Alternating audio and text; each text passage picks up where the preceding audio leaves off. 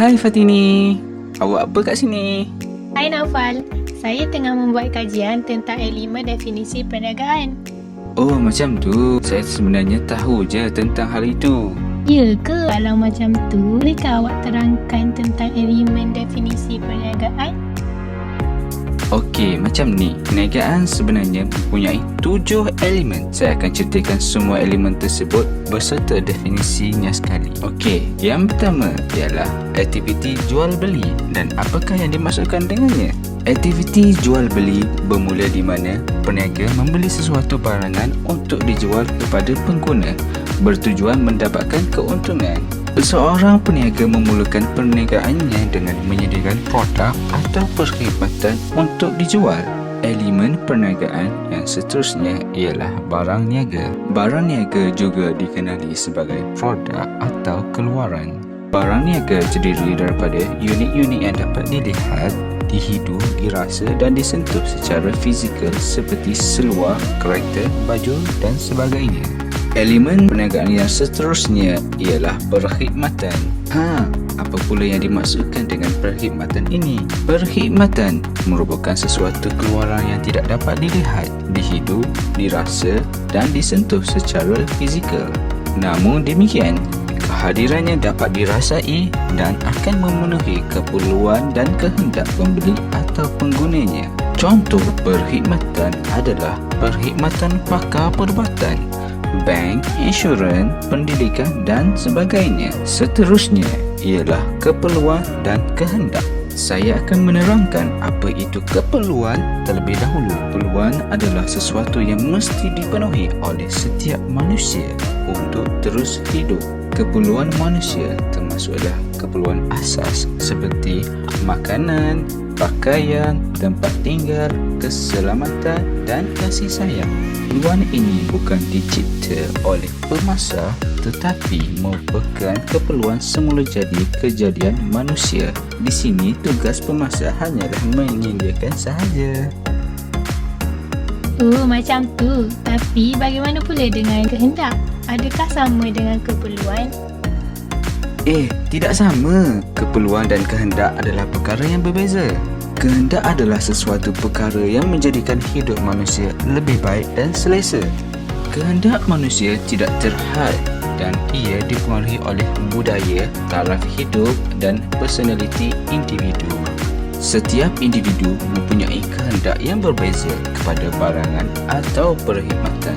Seseorang yang lapar mungkin inginkan sepinggan nasi, tetapi seseorang yang lain mungkin inginkan sebiji burger. Elemen yang seterusnya ialah keuntungan.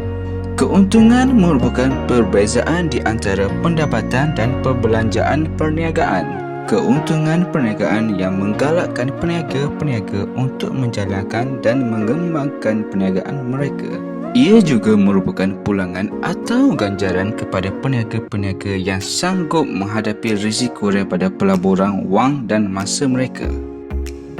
Keuntungan perniagaan sama dengan pendapatan tolak perbelanjaan kos. Keuntungan ekonomi sama dengan pendapatan tolak perbelanjaan tambah kos melepas. Kos melepas? Apakah yang dimaksudkan dengan kos melepas? Kos melepas merupakan kos yang terpaksa dilepaskan kerana membuat sesuatu pilihan. Okey, sekarang kita pergi kepada elemen perniagaan yang seterusnya iaitu faedah. Faedah merupakan nilai atau manfaat yang diperolehi hasil dari perolehan pemilikan atau penggunaan sesuatu barangan atau perkhidmatan. Faedah juga dikenali sebagai kebaikan atau kelebihan. Semua pihak yang terlibat dalam perniagaan akan memperolehi faedah. Misalnya, seorang peniaga yang menjual barang atau menyediakan perkhidmatan akan memberi faedah kepada pelanggannya. Pelanggan itu akan menggunakan barangan atau perkhidmatan yang disediakan untuk kepentingan diri iaitu mencapai matlamat individu atau organisasi. Pada masa yang sama, peniaga yang memberi perkhidmatan atau menjual barang akan dibayar oleh pelanggannya. Elemen yang terakhir ialah kepuasan. Apa yang dimaksudkan dengan kepuasan? Kepuasan adalah keupayaan sesuatu barangan atau perkhidmatan untuk memenuhi kehendak dan keinginan manusia. Ia akan tercapai apabila prestasi barangan memenuhi atau melebihi jangkaan dan persepsi pengguna. Tahap kepuasan yang diperolehi oleh setiap individu adalah berbeza-beza di antara seorang pengguna dengan pengguna yang lain.